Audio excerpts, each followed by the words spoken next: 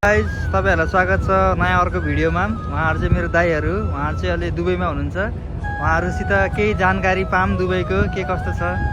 दाइ नमस्ते, this is me Neeraj अनि यो मेरो च्यानल। म विगत 6 महिना पहिला म भिजिट भिसामा दुबई आएको थिएँ अनि म तपाईलाई छोटो केही स्मरण गराउन चाहन्छु। यदि तपाईँ जो कोही पनि दुबई भिजिट भिसामा आउनु चाहनुहुन्छ भने एकदमै धेरै गाह्रो छ। किनभने गाह्रो छ, हरेक कुराहरू एकदमै धेरै गाह्रो छ। दुबई गभर्मेन्टको रुल एकदमै धेरै गाह्रो छ ताकि हामी नेपाली धेरै दुःख पीडा भोगिरहेको छौँ।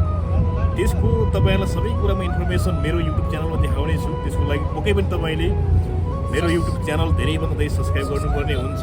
र आज म मेरो भाइ पनि यहाँ नेपाली मेरो मित्र हो, भेट्नुभएको छ। उहाँले केही कुरा भन्नुहुन्छ। दाइको युट्युब च्यानल हो, सब्सक्राइब गरिदिनु होला।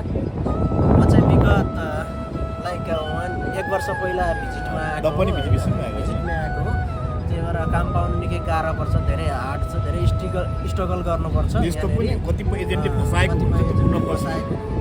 म पनि एजेन्टबाटै आएको हो, तर म चाहिँ पहिला पनि यहाँ बसेको हुनाले मैले चाहिँ काम पाउन सजिलो भयो। मैले चाहिँ आफै काम खोजेर गएको एजेन्टबाट आएँ पनि। म चाहिँ अहिले अर्को कुरा के छ भने यदि तपाईँसँग एक्सपिरियन्स भयो भने जे पनि काम पाउनु सक्छ। तर तपाईँहरू छैन भने एकदम धेरै गाह्रो पर्छ। जस्तो कि मेरो भाइ अब पहिला पनि बसेर गएको, फेरि चाहे काम राम्रोसँग पायो। त्यही कारण तपाईँहरूलाई के भन्छ, एजेन्टले भन्छ भाइ म तिमीलाई दुबई पठाउँदैछु, पैसा राम्रोसँग कमिसन गर्नु, एकदमै गाह्रो हुन्छ, स्ट्रगल गर्नु निकै गाह्रो पर्छ भन्दै उहाँहरूलाई मेरो दाइले चाहिँ अब केही 2 शब्द राखिदिनु हुन्छ। भाइ होला, नमस्ते, मेरो नाम चाहिँ लोमस हो, म चाहिँ कैलालीबाट हो। म पनि विगत 3 महिना अब म आएको भिजिटमै आएको थिएँ। पहिलोचोटि चाहिँ आउँदाखेरि म पनि साह्रै दुःख हुन्छ, एक्सपिरियन्स पनि चाहिन्छ, अर्को कुरा इङ्ग्लिस चाहिन्छ राम्रो होइन, साह्रै दुःख हुन्छ।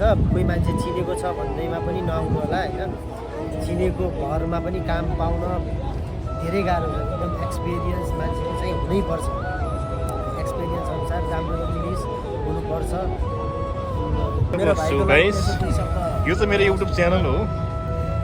मैले तपाईँको दुबईमा के कस्तो समस्या छ त यो विषयलाई उठाएर मैले भिडियो बनाउने गर्छु ताकि हरेक समस्याहरूलाई म त्यहाँ तपाईँहरू सामु देखाउने प्रयास गर्छु। अब यो भाइ कति वर्ष पुग्यो कान्छ तिमी?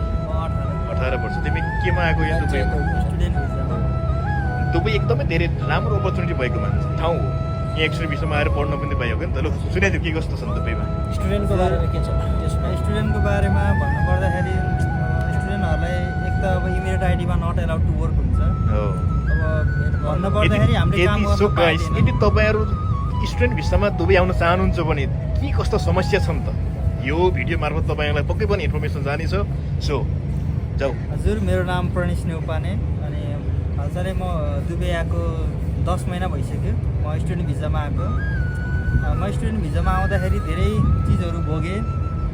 सानै उमेरमा आएँ, धेरै चिजहरू भोगेँ मैले। अनि फर्स्ट अफ अल चाहिँ अब स्टुडेन्ट भिजामा दुबई आयो भनेपछि कस्तो हुन्छ भनेपछि सोचिन्छ यहाँबाट क्रेडिट ट्रान्सफर हुन्छ, यता हुन्छ भनेर कन्सल्टेन्सीहरूले भन्छ। तर यहाँ आएर यथार्थ अर्कै छ। अनि त्यो अर्कै सबै तिमीले बताइदियो। अनि त्यसपछि अब नेपालबाट त यहाँबाट क्रेडिट ट्रान्सफर हुन्छ, यति हुन्छ भनेर भन्छ। अब मै आएको स्टुडेन्ट भिजामा अब मेरो मै पढेको कलेज भन्दैन, यसलाई इन्स्टिट्युट भन्छ। अब त्यहाँबाट अहिलेसम्म कोही गएको रेकर्ड छैन। अब मैले नि अहिले अप्लाई चाहिँ गरेको छैन।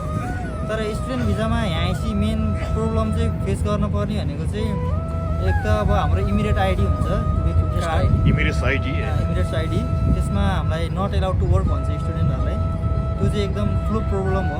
किनकि अब यहाँ आइएख हामी त अब दुःख पाएर आएको हो, केही कमाइन्छ, पढिन्छ, कमाइन्छ भनेर आइन्छ। तर त्यस्तो हामीलाई चाहिँ कार्डमै नट एलाउड टु वर्क भन्छ।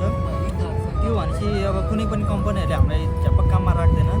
राख्यो भने पनि अलि झ्याउै गर्छ धेरै। अब मैले नि सुरुमा आउँदाखेरि राख्यो भने पनि इलिगल हुन्छ राख्छ होइन। अब एनओसी यस्तो लिनुपर्छ भन्छ होइन। अब त्यो कलेजमा डिपेन्ड हुन्छ कस्तो छ कलेज। मेरो कलेजले चाहिँ मलाई एनओसी प्रोभाइड गरेको छ, त्यही भएर मैले काम गर्न पाएको। अरू कलेजहरू सबै कलेजले त त्यो प्रोभाइड गरेको हुँदैन।